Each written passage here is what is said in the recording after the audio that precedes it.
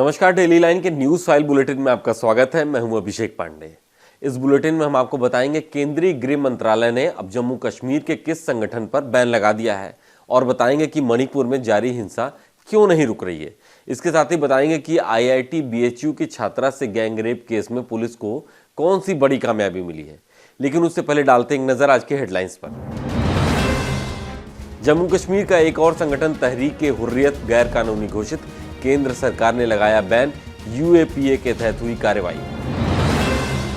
मणिपुर में सुरक्षा बलों के वाहन पर IED से हमला, 4 पुलिसकर्मी गंभीर रूप से घायल, असम राइफल्स कैंप में चल रहा है इलाज। महाराष्ट्र के ठाणे में चल रही रेव पार्टी पर पुलिस का छापा, 100 से ज्यादा लड़के लड़कियां हिरासत में, बड़ी मात्रा में ड्रग्स और शराब बरामद।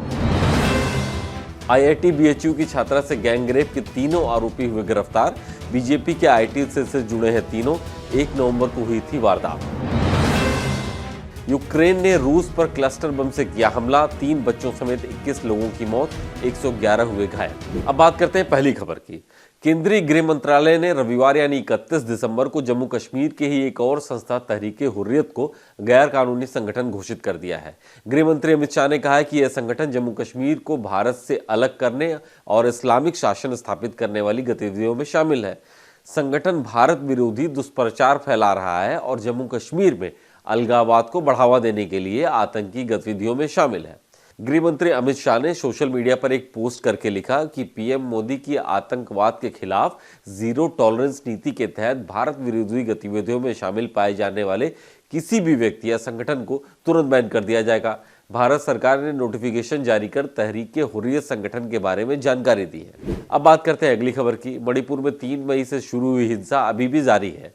इस दौरान अज्ञात बंदूकधारियों ने सुरक्षा बलों के वाहन पर IED से हमला किया है।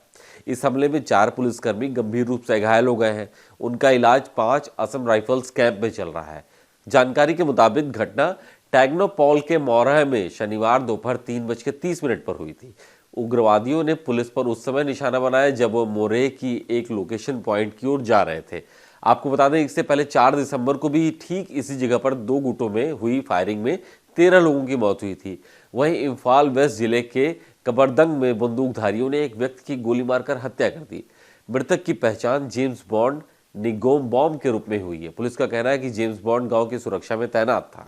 अब बात करते हैं अगली खबर की। महाराष्ट्र के ठाणे में नए साल से एक दिन पहले हो रही रेव पार्टी में पुलिस ने छापा मारा है। इस दौरान पुलिस ने 100 से ज्यादा लड़के और लड़कियों को हिरासत में लिया है।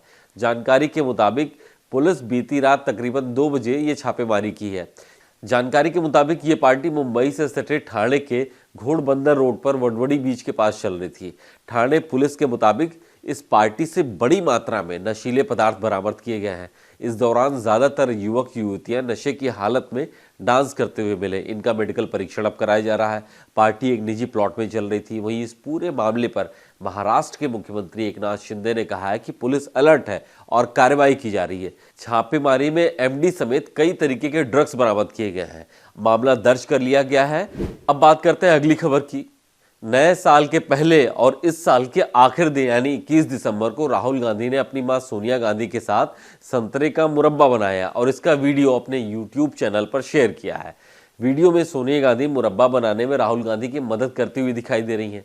5 मिनट के इस वीडियो में यह भी दिखाया गया है कि ये मुरब्बा राहुल और सोनिया कांच के जार में खुद भर रहे हैं और इन जार पर एक टैग लगा हुआ है जिसमें लिखा है with love Sonia and Rahul. इसके साथ ही वीडियो में एक ऐसा मोमेंट भी दिखाया गया है जब राहुल सोनिया से कह रहे हैं कि अगर बीजेपी के लोग चाहें तो उन्हें ये जैम मिल सकता है। इस पर सोनिया गांधी मजाक में कहती हुई दिखाई दे रही है कि वे इसे हम पर वापस फेंक देंगे। अब बात करते हैं अगली खबर की, जो कि जुड़ी हुई है बनारस से। IIT BHU में बीटेक छात्रा से गैंगरेप के तीनों आरोपियों को पुलिस ने गिरफ्तार कर लिया है।